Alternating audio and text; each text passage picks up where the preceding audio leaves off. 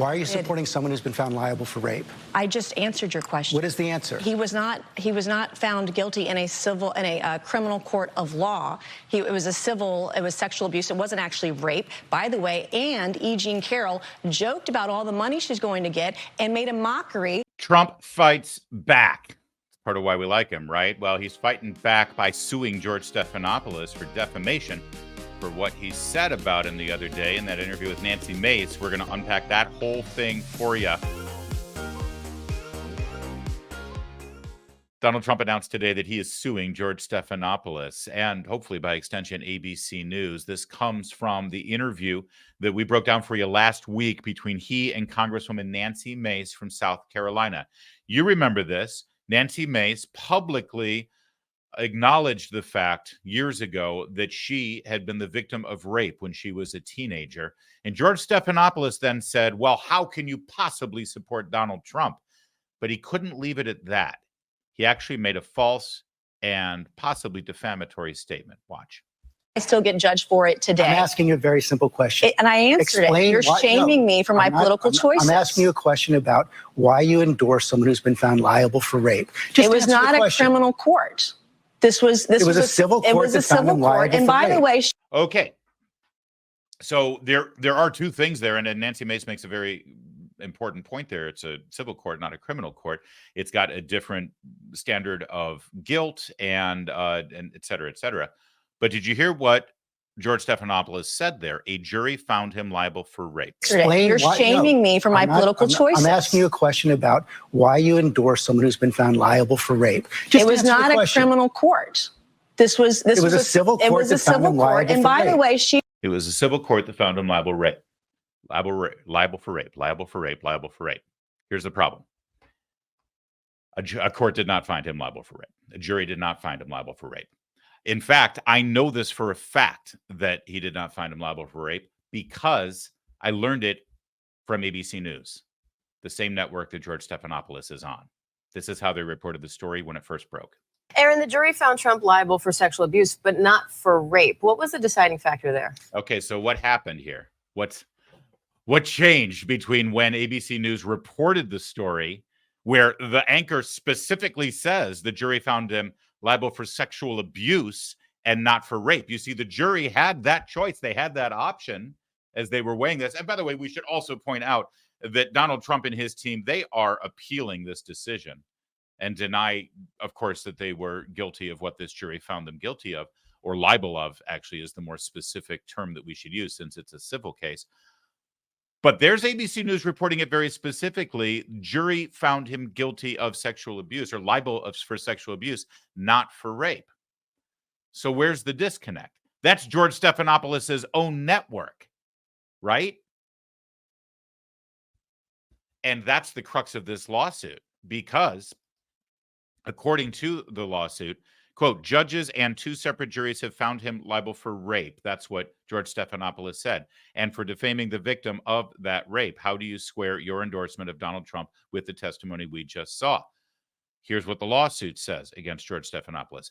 These statements were and remain false and were made by defendant Stephanopoulos with actual malice or with a reckless disregard for the truth, given that defendant Stephanopoulos knows that these statements are patently and demonstrably false. And the fact that his own network, where he has a leadership position, and I believe he actually has a editorial title, he's either news director or executive editor or something like that, his own network where he has a role in the decision-making process for editorial decisions, his own network reported the story at the time this way. I'll let it play out this time. Aaron, the jury found Trump liable for sexual abuse, but not for rape. What was the deciding factor there? They had three options when they were considering whether to hold Trump liable for battery. They could find that he raped her, as Carol had claimed, and they didn't do that. But they did find a lesser degree of battery, that E. Jean Carroll was telling the truth when she said that Trump sexually abused her. And her testimony about the actual act of rape was a little more vague than other aspects of her story. So they find this one lesser degree of battery, still hold him liable, and award damages as a result of that. So it seems pretty clear. And that's their legal analyst right there, Aaron Katarski, who was brought in specifically and is on the payroll, the same payroll that George Stephanopoulos is on, to explain the difference. Does George not watch his own network? He actually has an office right down the hall from this studio where this is taking place right now. In fact, that could be the same studio that he does Good Morning America in. So that's very important because of the language of defamation law in this country. Again, actual malice, which I think you could make the case for too, because he has a vested interest in attacking Donald Trump, considering he's been on the payroll of the Clintons and Democrats and has carried water for the party his entire career as an actual political activist, not a journalist. But even if you can't prove his actual malice, you can certainly prove reckless disregard for the truth, because it is reckless to not actually try to seek out the truth, to seek out the facts when you're in a position of power, when you have that kind of high public profile and you are reporting a story or conducting a high profile interview with a congresswoman. If you make an allegation and a statement and repeat the allegation as a statement, as he did multiple times in this interview, if the facts are easily attainable, you have an obligation and a responsibility to have those facts at your disposal. Otherwise, you are demonstrating what? A reckless disregard for the truth. So let's watch George Stephanopoulos. Now that you've seen how ABC News reported the story and specifically went out of their way to say that the jury found Donald Trump liable for sexual abuse, but not for rape. In fact, they declined. They had the option. The judge gave them that choice in the instructions to the jury, and the jury said, nope, we don't see rape here, but we do see sexual abuse. So given that's how ABC News reported it, let's watch George Stephanopoulos in his reckless disregard for the truth. I still get judged for it today. I'm asking you a very simple question. And I answered Explain it. You're why- shaming me for my political choices. I'm asking you a question about why you endorse someone who's been found liable for rape. Just It was answer the not a question. criminal court. This was It was a civil court It was a that found civil him court. liable And for by the rape. way, she joked about the judgment and what she was going to do with all that money, and I find that offensive. I'm asking you but about the as man a who's- rape victim who's been shamed for years now because of her rape, you're trying to shame me again by asking me this political question. You've repeated that again. I think and it's again and again. offensive. As a woman, I find it offensive. I'm For my asking you- political choices, I've endorsed the man that I believe is best for our country. It's not Joe Biden. And you looked at the dueling rallies yesterday in Georgia. Laken Riley's family was with Donald Trump. They weren't with Joe Biden. The same guy yesterday that apologized for calling her killer an illegal, who wasn't illegal. And here you are trying to shame a rape victim. I find it disgusting. I mean, you keep saying I'm shaming you. You are. The question, it is. How is the question asking you about a presidential candidate who's You're been asking a found- rape victim. and there's no question about that. And you've questioning my courageously political talked choices about because that. I've been raped. I think that's disgusting. No, I'm questioning your political choices because you're shaming supporting me. You're trying someone to who's been shame found me. liable for rape. Actually, I'm not trying to. You shame are. That's exactly You're not what answering you're the doing. question. I think it's disgusting. Well, you're welcome to say that, but you have to answer the question. Why are you supporting someone who's been found liable for rape? I just answered your question. What is the answer? He was not found guilty in a criminal court of law. It was sexual abuse. It wasn't actually rape, by the way. And E. Jean Carroll joked about all the money she's going to get and made a mockery out of this case. And I think that's offensive. There's a reason why women don't come forward. And when you have someone who says that they're raped and they make a mockery out of this civil court judgment, it's offensive to other women. It makes it harder for other women to come forward when another woman has made a mockery of it. You said women don't come forward because they are afraid. They are afraid They're because they are judged defamed and shamed, by those like who you're trying to shame me this morning. They are afraid to come forward, as you said, because they are defamed by those who commit the rape. That's what Donald And Trump they're has been found judged. guilty of doing. He defended himself over that and denies that it ever happened, but he was not found guilty in a criminal court of law. Yeah. And so there's George Stephanopoulos once again mansplaining to Nancy Mace, a rape victim, how a good little rape victim is supposed to behave, what they're supposed to think, how they're supposed to vote, who they're supposed to support, and also mansplaining to her exactly what keeps women from coming forward. Yeah, oh, no. I'm sorry. Your opinion is wrong, Nancy Mace. The reason that women don't come forward is because Donald Trump tweets something mean to them. That's the problem here, where Nancy Mace is like, no. It's because of men like you who say that we have to think, feel, speak, vote, behave a certain way. Of course he was publicly shaming her. He was probably, how dare you? You should be ashamed of yourself for supporting this man. That's the entire thesis behind this. And it was all based on a lie. In real time, she called him out and said, no, actually, he wasn't found liable by that jury for rape. He was found liable for sexual abuse. So God bless Donald Trump for pushing back, for defending himself, and for the most part, in the long run, defending you and your right to vote for whoever you want. He's suing George Stephanopoulos. It's going to be so one of two things is going to happen here. George Stephanopoulos is going to say, screw you. I'll see you in court. I'll fight this, right? Or the powers that be, ABC News, are going to say, George, we got a couple problems here, buddy. First of all, you're not really looking good right now by sitting there with your smarmy, sanctimonious, pugnacious little face telling a sitting congresswoman who is also a rape victim exactly how she's supposed to behave. Honestly, if you weren't a powerful liberal Democrat, we would have fired you by now. I assure you, anyone who isn't George Stephanopoulos would have no career left after this. But also, George, we got a bigger problem. You lied. You lied.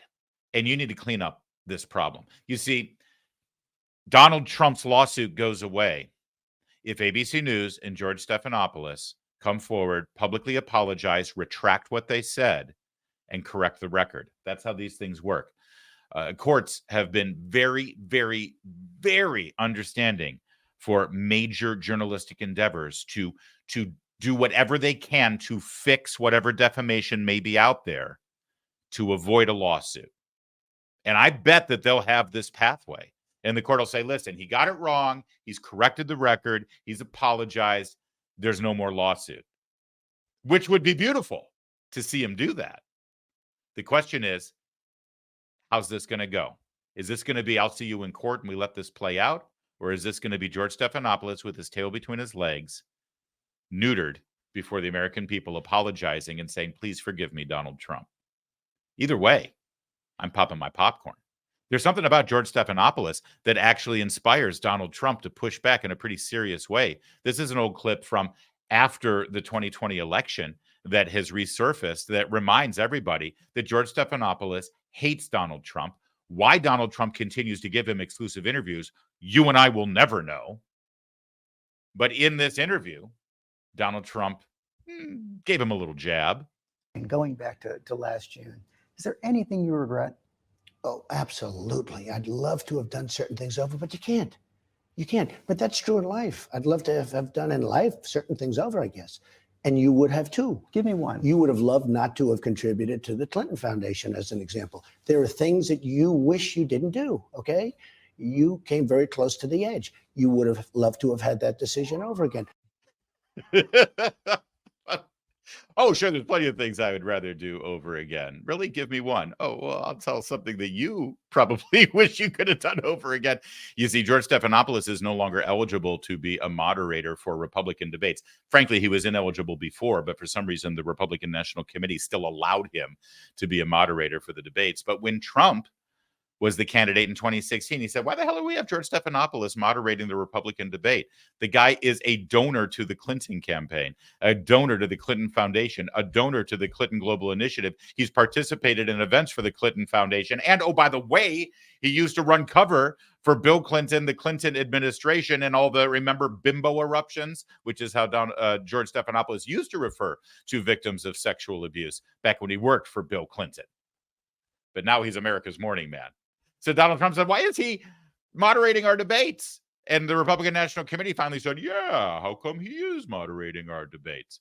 And ABC News agreed and said, yeah, okay, as long as he's a donor to the Clinton Foundation, he can't moderate Republican debates. And that was Trump pushing back pretty good on that.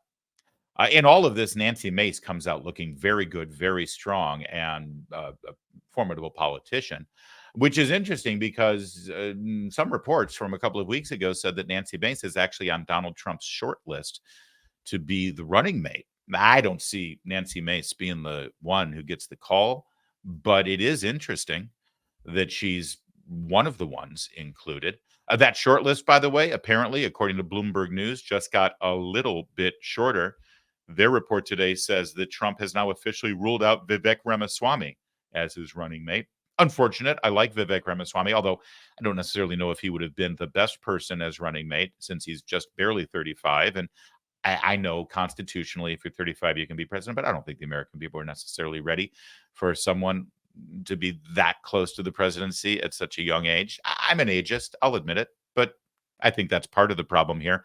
But if you read on in the article, you'll see that right here, Trump personally told Ramaswamy he won't be his vice presidential pick, according to people briefed on the discussion, but is considering him for posts, including Homeland Security Secretary. Some Trump allies see Ramaswamy as ideal for the job because they say he excels at public speaking and, as an Indian American, son of an immigrant, could neutralize criticism of sweeping immigration restrictions. We don't need sweeping immigration restrictions, by the way. We need to secure the border, keep people from coming in illegally, and deport everybody who is here illegally out of the country. After that, immigration process is fine. It can continue, maybe streamline it a little bit.